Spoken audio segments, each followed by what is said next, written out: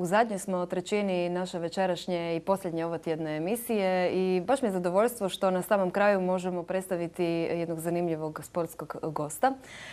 Sa mnom u studiju je danas večeras Paolo Valenta. On stiže iz biciklističkog kluba TNT Pazin. Paolo, dobro ti večer. Dobro večer. Razlog zašto smo te pozvali je tvoj nedavni boravak u jednom zanimljivom kampu u Španjolskoj gdje si trenirao i zapravo pripremao se.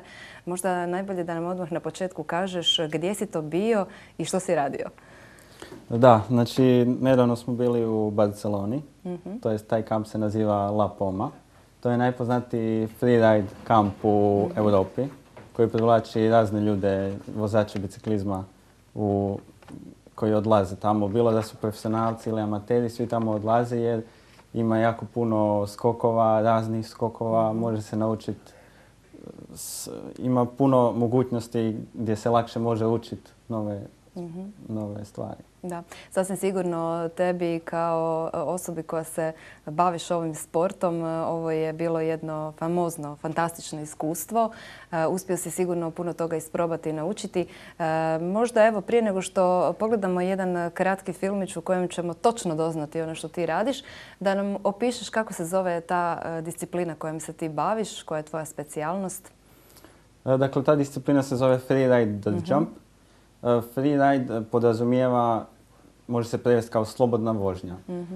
Dirt jump su u biti ti skokovi, znači dirt, oni su od zemlje i skokovi su poslagani u jednoj liniji i onda se vozač zaletava na te skokove i u zraku radi što zanimljivije, što više trikove i onaj koji najljepše i najteže trikove izvodi kao bude najbolji na natjecanju. Koliko se dugo ti već vremena baviš ovim sportom? Pa ovom disciplinom 6 godina već.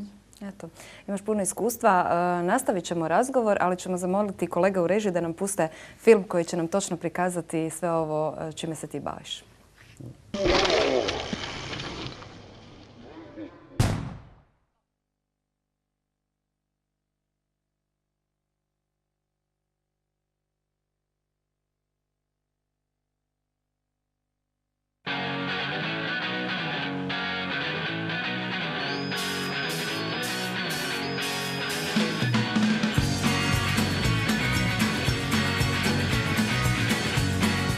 Ja sam Paolo Valenta i ovo je freeride dirt jump.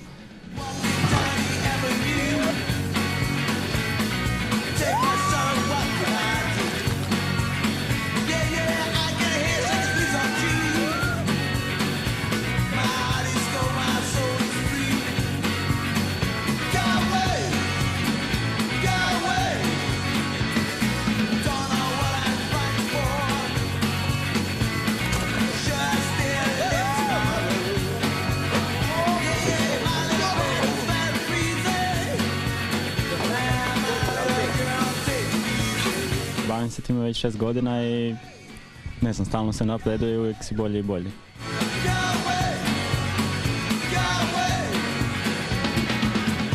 Većinom su ekstenzije moje, ne tako neki signature, jer uvijek Supermane i sve to radim i to mi ide, pa po tome me kao ljudi znaju.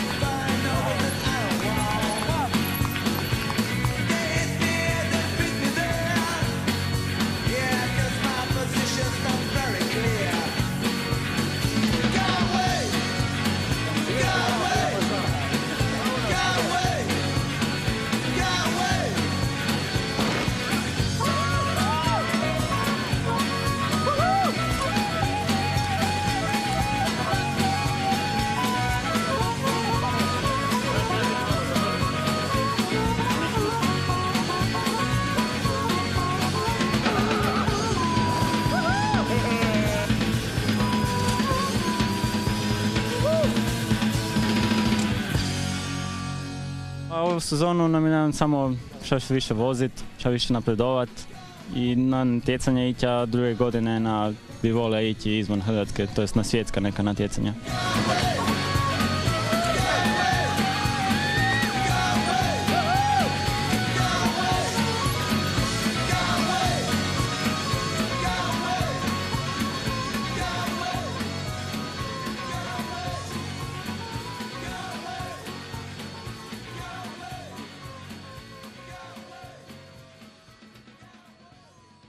Valenta je dobro skaka, dosta. Svaka mu čast. Me snimaš.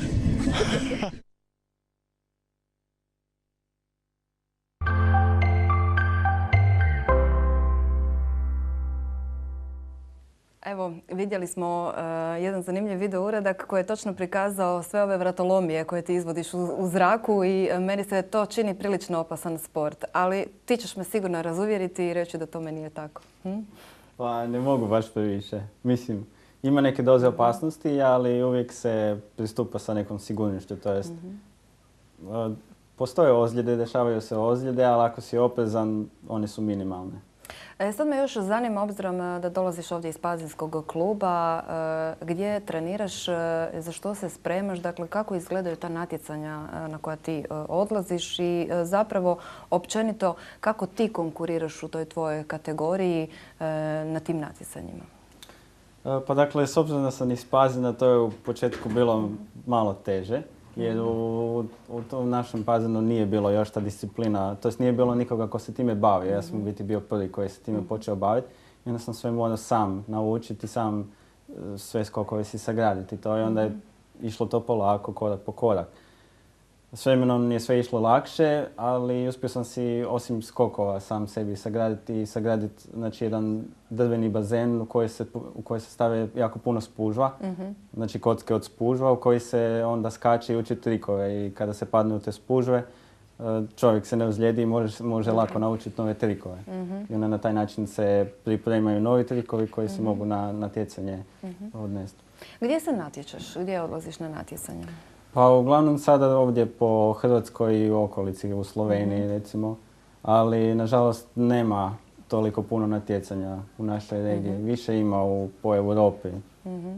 Evo sad si bio u Španjolskoj u kampu, moraš nam još prenijeti nešto malo dojmova, obzirom da si se tamo sasvim sigurno susreo sa zanimljivom opremom kampa i svim mogućnostima koje ti trenutno ovdje u Pazinu nemaš kako bi mogao trenirati. S kim si tamo otišao, kako ti je tamo bilo, što si naučio i što taj kamp ima tako posebno? Evo, rekao si mi prije razgovora da je najbolji u Europi zapravo. Pa je, mislim nije samo to mjesto najbolje koliko ima više aspekata cijelo teme. Naprimjer, s obzirom da je to u Barceloni, to je zemlja koja je južnije od nas, dakle imaju uvijek lijepo vrijeme, znači kroz zimu nema kao što je kod nas kiša i snijega, uvijek je lijepo, može se voziti. Imaju super zemlju, imaju jako puno ljudi koji se trude oko toga da taj park bude održavan. Velik je park, ima preko, ja mislim, 20-30 skokova, znači od onih najmanjih za malenu djecu koja uče voziti do profesionalaca koji se bave tim sportom već 15 godina. Znači išli smo 8 nas, 4 Hrvata, 4 Slovenaca koje znamo od natjecanja i bili smo tamo 8 dana. I bilo ti je super, u svakom slučaju uspio si evo, možda na neki način isprobati neke nove stvari. Je, bilo je super bilo jer osim što se tamo lakše, kako su skokovi bolji, osim što lakše možeš naučiti nove trikove koji recimo tu u Hrvatskoj isto možeš naučiti, ali malo više vremena, treba i malo više truda. Također isto dobiješ više samopouzdanja na biciklu, to jest osjećaš se bolje i onda sigurnije i odmah čim se osjećaš sigurnije na biciklu i u zraku dok skačeš, odmah je manja šansa ozljedi. Jesi li zapravo ispunio neke svoje ciljeve i ono što si prije putovanja zacrtao da ćeš evo, tamo isprobati, naučiti? Je li zapravo nakon što si se vratio natrag, da li si se osjećao zadovoljno evo, da si zapravo to i učinio? Pa da, više nego zadovoljno. Nisam otišao sa prevelikim očekivanjima. Htio sam neke stvari napraviti, ali na kraju sam i postigao sve što sam htio i još više od toga. Stekao sam više samopouzdanja nego što sam mislio da hoću, tako da cijelo putovanje ispalo jako super. Da. Sasvim sigurno ono što je važno za tvoje treniranje je dobar bicikl koji je nešto malo posebniji u odnosu na one obične koje vidimo na cestama. Kako izgleda i što sve tvoj bicikl treba imati za sve te silne vratolomije u zraku i naravno oprema koja tebe štiti? Ono što ti moraš nositi da bi bio zaštićen. Znači, bicikle su, mislim kao i svaki čovjek, ja sam počeo sa običnom, normalnom biciklom koji se može kupiti bilo gdje, ali kako čovjek sve dublje ide u sport, potrebna je bicikla koja je malo čvršća, manja, kako bi se lakše skakalo i sve. U principu biti svih tih bicikla je da su što manje i što čvršće, jer pri padovima da bi se što manje lomile. Od oprema neki ljudi ne koriste opremu, to je osoban izbor. Ja koristim kacigu koja ima čak kao ona motocross kaciga koja ima i zatvoreno za bradu jer je sigurnije ako padneš da zube isto zaštitiš. I koriste se i štitnici za noge, znači za potkoljenicu i za koljena. Ostalo mogu se nositi rukavice. Ostala oprema smetala bi, na primjer ako bi se nosila ova kornjača, znači zaštita za leđa, to bi koristilo, ali smeta pri kretanju u zraku i onda negativno djeluje na vožnju. Sada kada si bio u kampu, vidio si vjerojatno i druge natjecatelje, svoje kolege koji se bave istim sportom, dolazi iz nekih drugih zemalja. Kako ti je to izgledalo u odnosu na ono što ti imaš ovdje? Dakle, jesi li uspio s njima porazgovarati u kakvim klubovima oni treniraju, na kakva natjecanja oni odlaze? Rekao si mi da se zapravo ti i kolege iz Slovenije zajedno otišli u ovaj kamp, znači da se srećete na ovim natjecanjima ovdje koje su blizu. Ali koja je možda zemlja u vrhu tog nekog biciklističkog sporta ove vrste i da li si uspio nekog upoznati u Španjolskoj?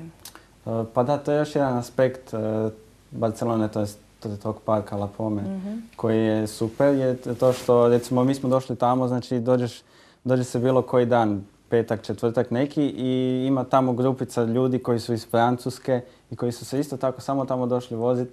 I tako lako možeš s njima komunicirati, izrezati se i voziti se. I osim što možeš upoznati druge ljude iz drugih zemalja koji rade istu stvar i isto tako vole tu stvar, možeš upoznati znači, profesionalce koji su, dobro, oni tamo su bili iz Barcelone i isto možeš kao sa normalnim čovjekom na ulici pričati s njima. Kako ti je to izgledalo? Evo možda tvoji dojmovi da vidiš na jednom mjestu toliko puno profesionalaca koje možda na ovako lokalnoj razini ne možeš sresti. Da, pa jako pozitivno, jako inspirirajuće. Jer kad vidiš drugčije kad gledaš tog čovjeka na internetu kako izvodi te neke stvari, onda kad ga vidiš uživo kako sve to izgleda 50 puta bolje i ljepše. I onda još kad vidiš da s tim čovjekom da možeš doći do njega i pitat ga da ti pomogne nešto, da te savjetuje, onda još bolje sve ispadne. I što sada nakon kampa? Evo, prepun si dojmova koji su sigurno pozitivni. Htjeti ćeš sve to iskoristiti na jedan pozitivan način, krenuti ponovno sa treniranjem. Što te očekuje u toj nekoj tvojoj novoj natjecateljskoj sezoni gdje ćeš moći primijeniti i ovo možda što si naučio dakle, u ovom zanimljivom kampu? Što te očekuje? Plan mi je u biti što više voziti sad dalje i odlaziti na natjecanja koji su ovdje u našoj regiji. Gdje odlaziš na natjecanja? U Zagreb. U Hrvatskoj nema previše, nažalost. Ima u Zagrebu i bilo je jednom u Osijeku, ali sad ne znam da li će biti ove godine. Ali ima po Sloveniji ima 5-6 natjecanja gdje se nalaze. Ali plan za sljedeću godinu, što mi je važnije, više energije bi volio uložiti u to je da ići na neka veća europska natjecanja. Kako zapravo možeš doći do većih natjecanja? Da li trebaš skupiti nekakav određen broj bodova ili su potrebne neke dodatne kvalifikacije? Kako to zapravo u tom sportu izgleda? Nedavno je uvedeno to da se mora znači, pripremiti neki video od svoje vožnje i onda oni odrede da li si dovoljno dobar da pristupiš tom natjecanju ili ne. I onda ako te odobre, dolaziš na kvalifikacije i onda tako dalje ide za natjecanje. Evo, ja ti želim sasvim sigurno uspjeha i u tome da odeš na neko veliko natjecanje, ali i da osvojiš neko zanimljivih nagrada. Sigurno ovo iskustvo koje si dobio u Španjolskoj dati će ti poticaj za to. I još je nešto što me zanima, ovo je dosta adrenalinski sport, nešto što sigurno možda ljudi koji se ne bave takvim oblikom sporta ne mogu doživjeti. Osjećaš li strah recimo prije svake vožnje i na koji način se pripremaš za pojedine natjecanje i koreografije koje se rade u zraku, kako zapravo to biraš? Pa ne, mislim strah je uvijek samo kad isprobavaš neke nove stvari koje do sada nisi isprobao. Ali strah je isto tu samo pokazatelj da budeš malo oprezniji. Ali to je isto kao kod svakog sporta, samo trening. Što više treniraš, što više neki trik pokušavaš to si sigurniji. Koliko ti treniraš evo, na tjednoj bazi? Što više stignem. S obzirom da imam obaveze za faks, to ispada nekih možda 2 puta tjedno. To ti je dovoljno? Pa, kao što sam rekao, volio bi što više. Mogu, ali da, bolje ta 2 puta tjedno nego ništa. Tvoj matični klub je klub koji okuplja još zanimljivih članova poput tebe. Koliko vas zapravo ima u klubu koji se bave evo, možda istom disciplinom? Pa istom disciplinom nema. Znači ti si jedini? Da, ja sam jedini, ali znači u klubu nas je 10-ak. Ja sam jedini koji se bavi tom disciplinom, ovi ostali se bave downhillom. To ti nije palo na pamet, znači isključivo po zraku. Da, nekako me od uvijek to vuklo. Iako sad u nedavno vrijeme oni me vuču da idem s njima se voziti i hvala im na tome. I zanimljivo mi je to, ali ipak nije toliko zanimljivo koliko i skakanje po zraku. Iskustvo koje si uspio sakupiti boraveći u ovom kampu sa svojim prijateljima vjerojatno će ti dati dodatnu motivaciju. Ja ti želim puno uspjeha u tome. Hvala što si došao, podijelio i svoju zanimljivu priču s našim gledateljima. I vidimo se nekom drugom zgodom. Nadamo se da će neko natjecanje biti i ovdje u blizini pa ćemo moći doći i posnimiti sve to što radiš u zraku. Hvala što ste mi. Hvala ti puno.